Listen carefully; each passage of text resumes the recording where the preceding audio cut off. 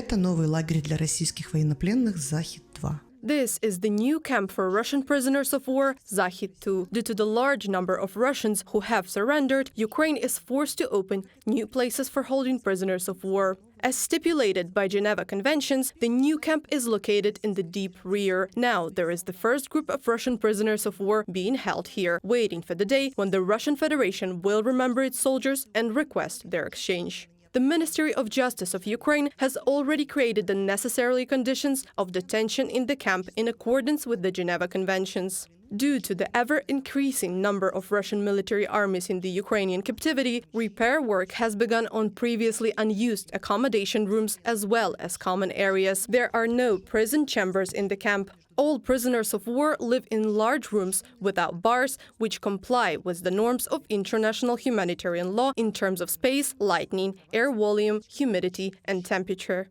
Instead of tight bunks, each prisoner of war has his own bed and a bedside table for his personal belongings. 3 hot meals a day are organized for prisoners of war. The ration of food for one prisoner strictly complies with the standards according to the resolution of the Cabinet of Ministers of Ukraine number 413 and includes fresh bread, meat, fish, pasta, pea, wheat, barley, corn groats, potatoes, a large number of vegetables and tea. Each prisoner of war is weighed regularly to monitor weight changes. Their health is observed by doctors. The camp's medical unit has his own general practitioner, surgeon, physiatrist and sanitary staff. Similar to the camp Zakhid 1, the new camp has its own dental office and X-ray procedure room.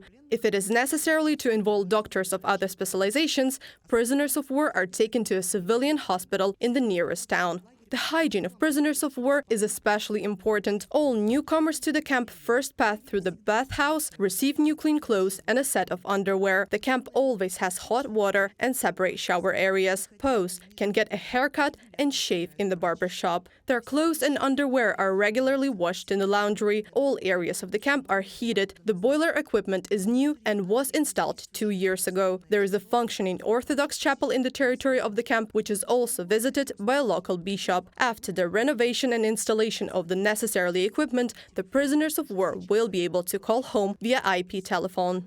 They can already receive and send letters and receive parcels, as well as there will be a store open soon where prisoners of war will be able to buy cigarettes, food and hygiene products. Ukraine complies with the norms of international humanitarian law and the requirements of the Geneva Conventions, having created human conditions for detention of Russian prisoners of war. Not only observers of the International Committee of the Red Cross, but also representatives of other international human rights organizations and journalists from around the world have access to prisoners of war. Ukraine calls on the Russian side to also unconditionally follow the commitments undertaken by the Russian Federation under the Geneva Conventions and to ensure normal conditions of detention for both Ukrainian military and civilian hostages in the Russian captivity.